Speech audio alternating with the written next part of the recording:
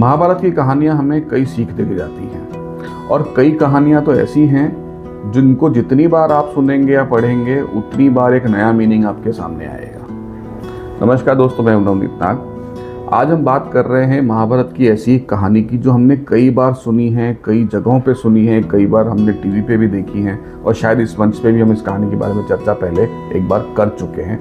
फिर भी मैं आपके सामने इसको फिर से लाया हूँ एक नई सीख के साथ।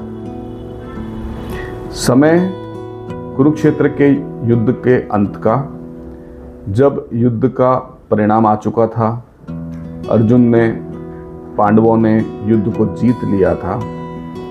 अंतिम क्षणों में अपने रथ पे खड़े होकर गांडीव के साथ अर्जुन गर्व से पूरे मैदान की तरफ देख रहा था, जहां पे सिर्फ और सिर्फ लोगों के शव पड़े थे जिनको उसने मारा था या युद्ध में जो हताहत हुए थे। उसने देखा वो जीत चुका है, सारी जो रास्ते में आने वाली समस्याएं हैं वो समाप्त हो चुकी हैं। तो उसने गर्व से कृष्ण भगवान से कहा, जो उसके सारथी थे, हे कृष्ण, अब आप इस रथ को महाराज युधिष्ठिर के रथ के पास ले चलिए, हमें बड़े भैया को इस जीत की बधाई देनी है। कृष्ण मुस्कुराए, उसको देखा और कहा, पार्थ, ये रथ युधिष्ठिर के वहां नहीं जा सकता, तुम इस रथ से उतरो और उस तरफ चलना शुरू करो, मैं तुम्हारे पीछे पीछे चला आता हूं। अब कृष्ण की कही हुई बात थी तो अर्जुन उसको नकार नहीं सकता। रथ से उतरा और आगे चलने लगा। अब अर्जुन को आगे जाते देखकर कृष्ण ने अपने घोड़ों की लगाम को छोड़ा, रथ से नीचे उतरे और अर्जुन की ओर बढ़ने लगे। जैसे ही वो 2-3 कदम आगे गए, रथ में एक भयानक विस्फोट हुआ और वो रथ धू धू कर जल पड़ा। जल के वो पूरा रथ राख में कन्वर्ट हो गया। कुछ सेकंड्स में ही सब काम खत्म हो गया। इसको देखकर अर्जुन एकदम से डर गया और चौंक गया। वो तुरंत बोला, हे कृष्ण, ये क्या हुआ?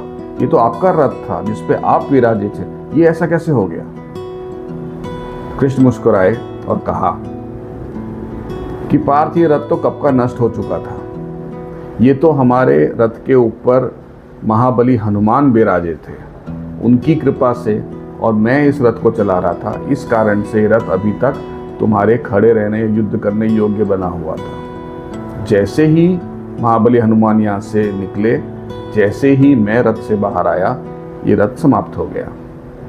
इस पे इतने सारे ब्रह्मास्त्र, नागास्त्र और अनेक प्रकार के शस्त्रों का प्रहार हो चुका था कि ये तो कब का नष्ट हो चुका था। तो ये रथ जो था वो एक सुरक्षा कवच से बंधा था जो महाबली हनुमान ने प्रोवाइड किया था। अब ये सुन के अर्जुन का एकदम से मन विचलित हो गया। अभी तक वो विचार रहा था, वो सोच रहा था कि युद्ध तो मैंने जीता है, मैं दुनिया का सबसे अच्छा धनुर्धर हूँ, मेरे से अच्छा तो कोई है ही नहीं, मैंने इस युद्ध को जीता है, मेरे कारण ये युद्ध में विजय मिली है। हम 5 पांडव भाई पूरी दुनिया में सर्वश्रेष्ठ हैं, हमें कोई नहीं हरा सकता। लेकिन जब कृष्ण की बात उसने सुनी तो उसके मन में तुरंत एक बात आई। युद्ध के दौरान एक बार ऐसा हुआ था कि कर्ण जब अर्जुन के रथ पे बाण चलाता था तो अर्जुन का रथ 1-2 फीट पीछे खिसक जाता था, लेकिन जब अर्जुन कर्ण के रथ पे बाण चलाता था तो कर्ण का रथ काफी पीछे चला जाता था। तो ये देख के गर्व से अर्जुन ने कृष्ण भगवान से कहा कि आप देख रहे हैं ना, मेरे जो बाण हैं वो कितने शक्तिशाली हैं। मेरे एक बाण से उसका रथ देखो कहाँ जा रहा है, और उसके बाण से तो मैं सिर्फ हिल ही पा रहा हूँ, 1-8 फीट ही हिल रहा हूँ। कृष्ण ने मुस्कुराते हुए कहा, पार्थ, ऊपर देखो, तुम्हारे रथ पे महावीर हनुमान विराजे हैं, नीचे मैं बैठा हूँ, उसके बावजूद कर्ण के बाण से ये रथ 1 फीट पीछे जा रहा है। तो सोचो उसके बाण में कितनी शक्ति होगी। अब अर्जुन को ये सब याद आ रहा था। वो तुरंत से कृष्ण भगवान के चरणों में झुक गया और बोला, प्रभु मुझे माफ़ कीजिए, मैं ये सोचने लगा था कि ये युद्ध के जीतने का सबसे बड़ा कारण तो मैं हूँ, मेरे कारण युद्ध जीता गया है, मैं सर्वश्रेष्ठ धनुर्धर हूँ, पर अब मुझे लग रहा है कि ये मैं तो सिर्फ एक निमित्त हूँ। मेरे पीछे कितनी अदृश्य शक्तियां हैं जिनों के समर्थन से, जिनके सहयोग से, जिनके आशीर्वाद से, जिनके एक्टिव पार्टिसिपेशन से मैं इसको जीता हूँ।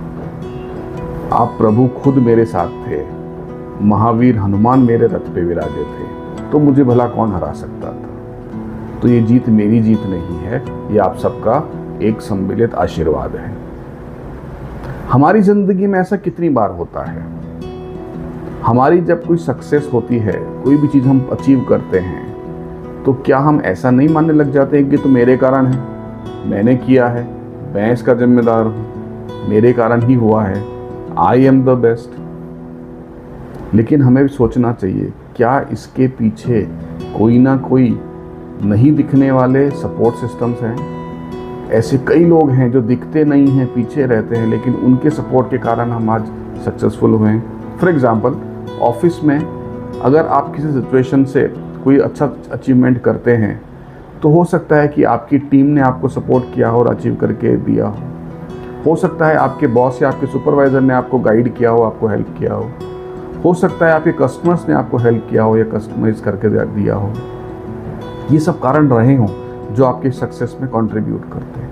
आप एक निमित्त हैं, आपने तो काम किया ही है, नो डाउट अबाउट इट, लेकिन आप अकेले नहीं हैं, आपके पीछे बहुत सारा सपोर्ट अवेलेबल है।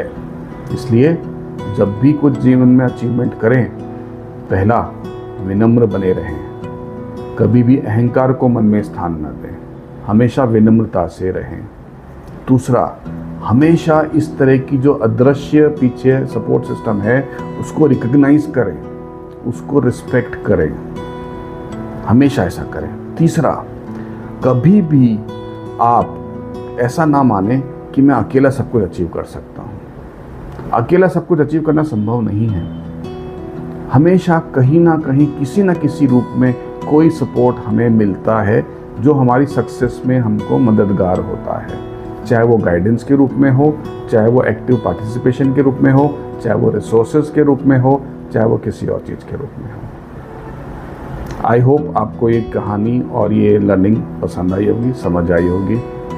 इसी तरह की कहानियों को सुनते रहने के लिए मेरे चैनल पर बने रहें, इसे सब्सक्राइब करें। इस वीडियो को अपने फैमिली एंड फ्रेंड्स के साथ शेयर करना बिल्कुल ना भूलें।